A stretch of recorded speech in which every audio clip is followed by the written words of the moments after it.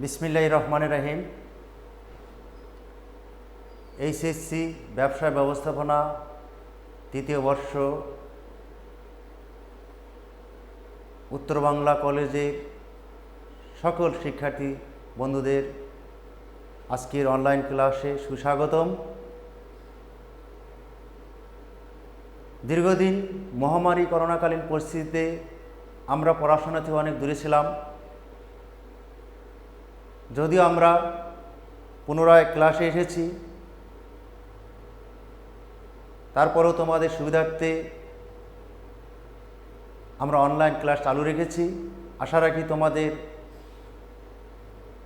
পড়াশোনার জন্য সহায়ক হবে, সেই আশাবাদ ব্যক্ত করেই আজকের ক্লাস শুরু করছি।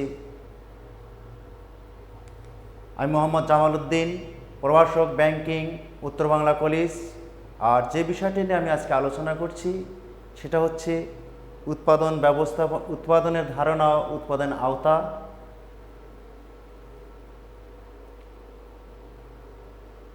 তো যে বিষয় নিয়ে আলোচনা করছি সেটা হচ্ছে মার্কেটিং নীতি ও প্রয়োগ দ্বিতীয় বর্ষ, পত্রগড় 18-28।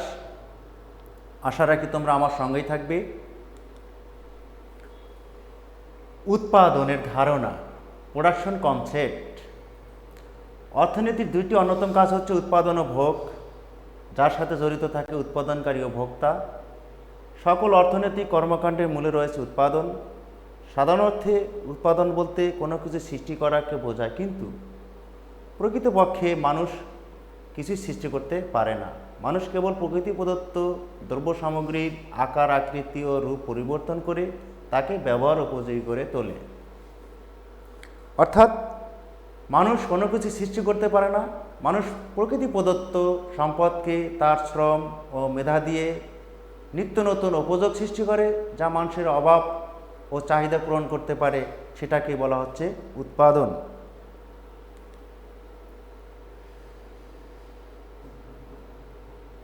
যেমন মাটি থেকে ইট, তুলা থেকে সুতা, বাঁশ থেকে কাগজ, কাঠ থেকে আসবাবপত্র ইত্যাদি উৎপাদন করা হয়। উৎপাদনের সাথে সম্পর্কযুক্ত আরেকটি বিষয় হচ্ছে উৎপাদনশীলতা। অর্থনৈতিক দৃষ্টিকোণ থেকে উৎপাদনের চেয়েও উৎপাদনশীলতা বৃদ্ধি গুরুত্বপূর্ণ, কারণ উৎপাদন বাড়লে কোনো প্রতিষ্ঠানের আয় খুব একটা নাও বাড়তে পারে, কিন্তু উৎপাদনশীলতা বাড়লে প্রতিষ্ঠানের খরচ কমানো সম্ভব হয় বলে আয় বাড়ে। তাহলে বন্ধুরা, উৎপাদন সম্পর্কে আমাদের যে ধারণাটা সেটা হচ্ছে যে মানুষ প্রকৃতি প্রদত্ত সম্পদকে তার শ্রম ও মেধা প্রয়োগ করে যে নতুন বাড়তি উপযোগ সৃষ্টি করে, যা মানুষের অভাব ও চাহিদা পূরণ করতে পারে, তাকেই উৎপাদন বলে অভিহিত করা হয়।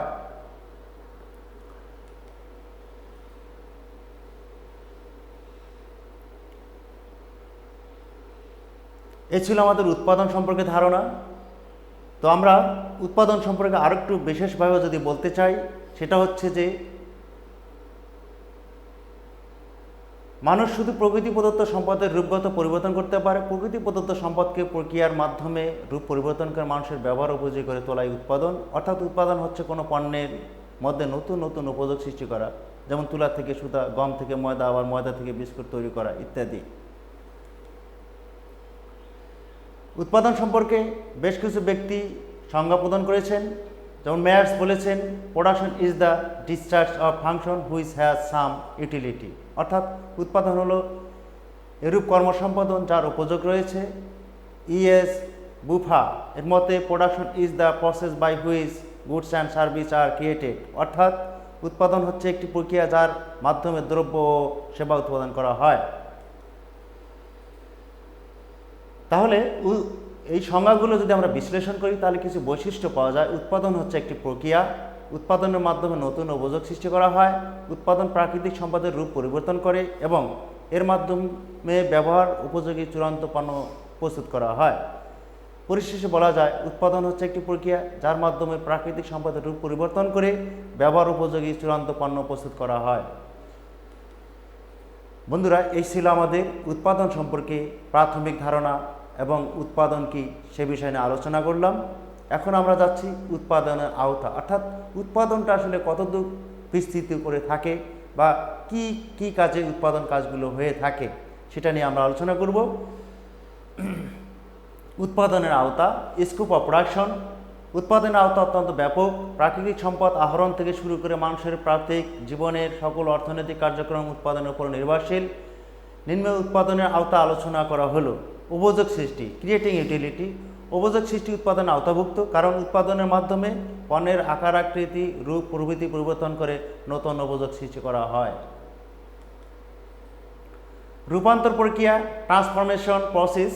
উৎপাদনের অন্যতম বৈশিষ্ট্য হচ্ছে এর মাধ্যমে প্রকৃতি প্রদত্ত সম্পদে রূপান্তর করা হয়, যেমন পাট থেকে বস্তা ও কার্পেট তৈরি করা হয়। পণ্য ডিজাইন, প্রোডাকশন ডিজাইন। পণ্য ডিজাইন করার সময় ক্রেতাদের চাহিদা, রুচি, পছন্দ, প্রযুক্তিগত সামর্থ্য, উৎপাদন ব্যয় প্রভৃতি বিষয় বিবেচনা করে পণ্য ডিজাইন করতে হয়। বিন্যাস, লেআউট। কোনো কারখানার যন্ত্রপাতি, স্থান, আবহাওয়া, পরিবেশ ইত্যাদি নির্বাচন করা হলো উৎপাদনের আওতাধীন।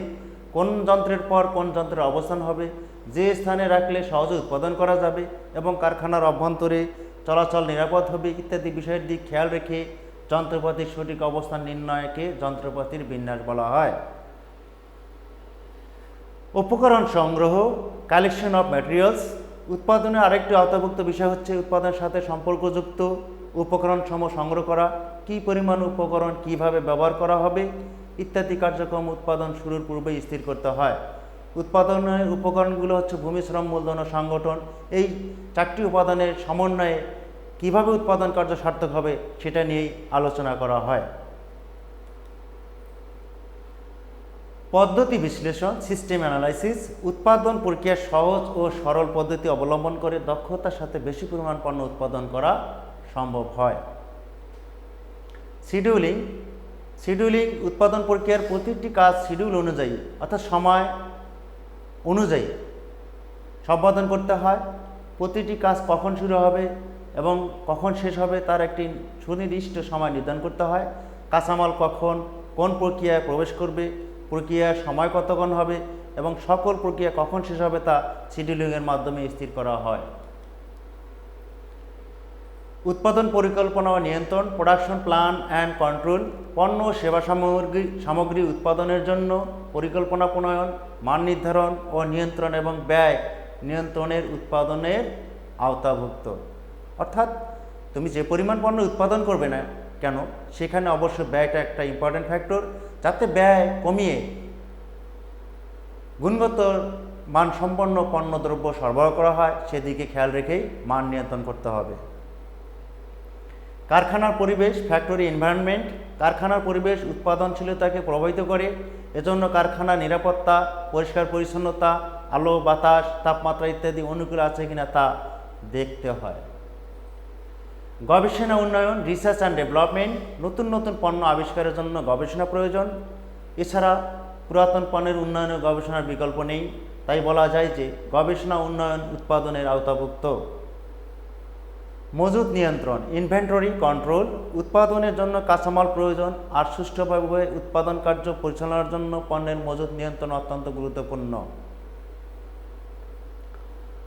কারণ সঠিকভাবে পণ্য মজুত না রাখলে প্রতিষ্ঠানের খরচ বাড়বে ও উৎপাদন প্রক্রিয়া ব্যাহত হবে।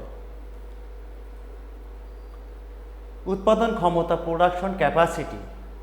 শ্রম, যন্ত্রপাতি, কাঁচামাল ব্যবস্থাপনা এমন হতে হবে যেন সর্বোচ্চ উৎপাদন ক্ষমতা কাজে লাগানো যায়, এতে ব্যয় হ্রাস পায় ও উৎপাদন কাজে দক্ষতা আসে। তাই উৎপাদন ক্ষমতা কাজে লাগানোর জন্য ব্যবস্থা গ্রহণ উৎপাদনের আওতাভুক্ত। প্রশিক্ষণ, ট্রেনিং। উৎপাদন কার্যক্রমের সাথে যারা জড়িত যেমন শ্রমিক, সুপারভাইজার ও অন্যান্যদের দক্ষতা উন্নয়নের জন্য প্রশিক্ষণ প্রয়োজন। যথাযথ প্রশিক্ষণ উৎপাদনশীলতা বৃদ্ধি করে, তাই প্রশিক্ষণের ব্যবস্থা করা উৎপাদনের আওতাভুক্ত।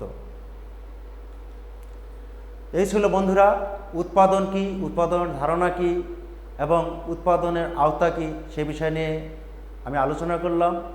আশা রাখি তোমরা অবশ্যই এই বিষয়ে অবগত হয়েছ, বুঝতে পারবে এবং এ বিষয় নিয়ে আলোচনাও করতে পারবে এই আশাবাদ ব্যক্ত রেখেই তোমাদের সকলকে ধন্যবাদ জানিয়ে এবং সকলের সুস্বাস্থ্য কামনা করে শেষ করছি। সকলে সুস্থ থাকো, ভালো থাকো, ধন্যবাদ।